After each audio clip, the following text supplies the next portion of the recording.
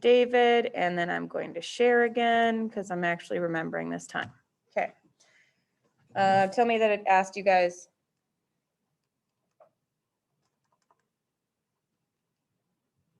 I wasn't looking at you if you said yes.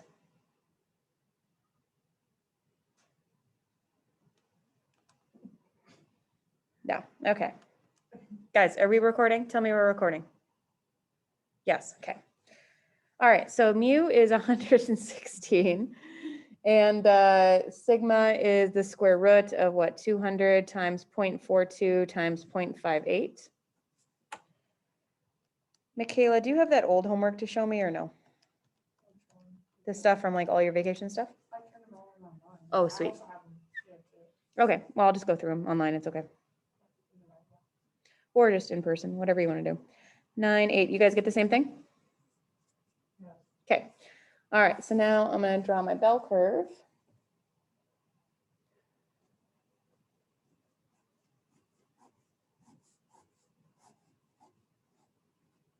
Okay, and I want, let's see, less than 23 adults. That's pretty low down here, right? All right, so let's assume that this column right here is 23. Do I want to include that or not? Less than 23, yeah, includes 23, yeah. So if it's less than 23, does that include 23? No. No, it does not. So the line is right here and we're going below it, right? So what, that would actually be at 22 and a half. Okay. So now we're going to do x minus mu over sigma, 22.5 minus mu, which is 116. Can you guys already tell this is going to be like really low, right? The chances this is going to be very low. Yeah, so the number's gonna be Really really big. big as far as a negative number, yeah. So divided shit, by yeah, it's negative, 6.98. So if I put in the top 22.5 minus 116, and then I divide by 6.98, I got a z-score of negative 13.34, right? Okay, so where does that fall on the chart? okay. 0. It's about, well, I mean, the area to the left of it is about 0, right? Because it's so low that it's not even on our chart. So our answer for this one can be about 0. It's not perfectly 0 because technically that like bell curve keeps going, like tiny, tiny, minusculely. I mean, to be honest, like there is a probability that less than 23 adults will say that they never wear a helmet. But if I did this like a million times, I asked like 200 adults a million times, maybe it would happen like once, right? Like very low. All right, now this one's harder. Who got the first one right? Megan did, Michaela didn't. What'd you do wrong? I think I just did the wrong number. Okay. Like, I don't know, it was just not even close. I'll have to look back. Caitlin, how about you? How'd you do?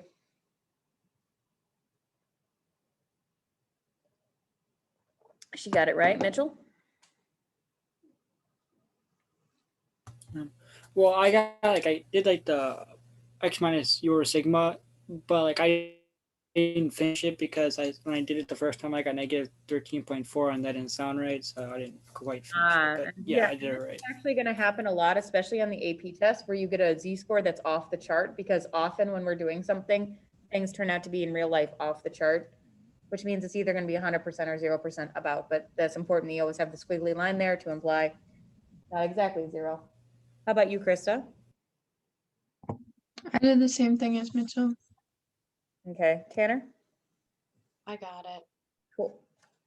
All right, so a study of NFL retirees age 50 and older found that 62.4% have arthritis. All right, we're going to ask 75 retirees. Our P is going to be 0.624, which means that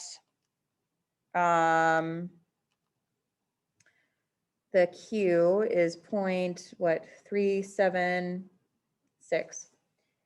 And the next thing we're going to do is check and see if it works. So 37% of 75, bigger than 5?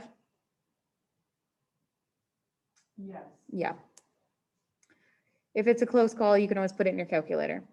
mu equals n times p, which is 75 times 0.624, which I got 46.8. You guys getting the same thing? Sigma is the square root of 75 times 0.624 times 0.376.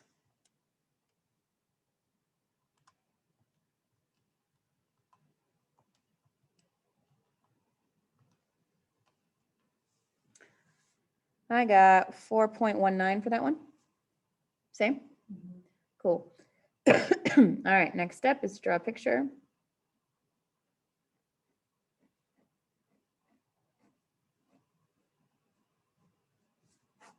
Okay. Let's see. I want to ask them, what's the probability that exactly 48 will say yes? Now, this is a tough one. All right, exactly 48. Normally it's about 46, so we'll say that this column is 48. Okay? So how do I do this? How do I do that correction for continuity? What do I do with those 0.5s? You gotta Yeah. both and then minus it. Yeah, we're actually going to do each side and like take a range almost. So this one, this edge right here is what, 48.5. And this one is 47.5. So let me explain why we're doing this correction for continuity, because David asked me this question on Thursday afternoon, and I answered him but didn't get a chance to tell you guys about it. So imagine instead, because this is like whether people have arthritis or not, the answer is yes or no, right? So we can't have 48.5 people say no. But the problem is that this is continuous. So technically, if you were to say with continuous data, what is the percentage of exactly 48? It would just be like a line through here and the chances would be almost zero, right? Because if you imagine that I've got like all the shading under this curve, how much shading would just a line take up? Almost nothing, almost no shading. Imagine that like if I said to you, how tall are you? And your answer was, I'm 5'8", okay? I mean, technically, are you exactly 5'8"? Probably not, right? I doubt that if I measured you down to the tiniest amount that you would be exactly 5'8", like no decimals whatsoever. But if somebody is like 5'7.5" and a little bit more, we call them 5'8", right? And if somebody's 5'8" and a little bit more, but not quite 5'8.5", we still call them 5'8". So you see how there's like a range of people that are actually 5'8"? So when you're taking something that is discrete in bars and putting it under something continuous, you have to take a whole range to figure it out. So we're actually going to have to do two z-scores here. The first one is 47.5 minus 46.8 divided by 4.119. And then this one is 48.5 minus 46.8 over 4.19. So you get two different z-scores.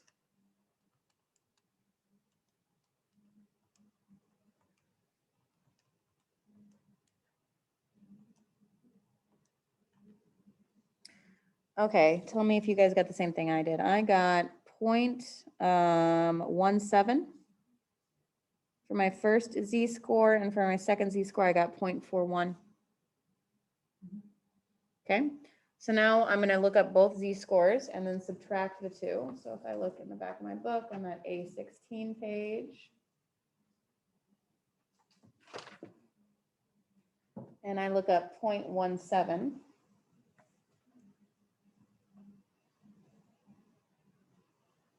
I get 0.5675. And if I look up 0.41, I get 0.6591. And if I subtract the two, I get 0.0916. Now, I think Megan and I talked about this, didn't we? So we kind of worked on this a little bit together when we were doing work time. Yeah, that's correct. Okay.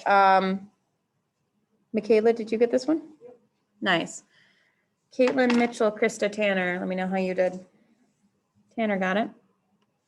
Tanner was here though. Krista got it. Caitlin, you didn't understand the two different edges? Okay, so when you did it, did you like do just 48? Yeah, I pretty much did the same thing that I did for the first problem. Okay. How about you, Mitchell?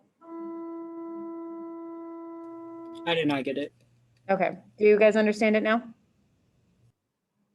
All right, so we're gonna use, Why is there double edge? what'd you say, Mitchell? Is it why is there double edge?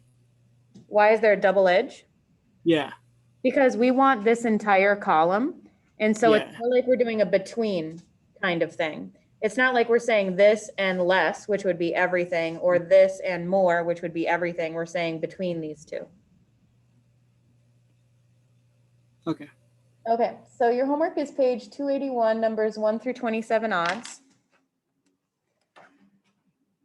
I'm gonna help Michaela get online. Krista, you're the only one we're waiting for payment for. And if you don't pay it by Friday, then you don't get to take the test. Okay, I'll bring it. I just keep forgetting. Okay, when are you in school next? Thursday, but I can bring it. I can like bring it today during school or something. That'd be great if you could get it here because Ms. Anderson is pretty nervous about it. She's talking Okay. like 3 times a day. So like, I'd appreciate having that done. Okay, so I'm gonna let the people online go and work on their own. I hope you guys have a good day.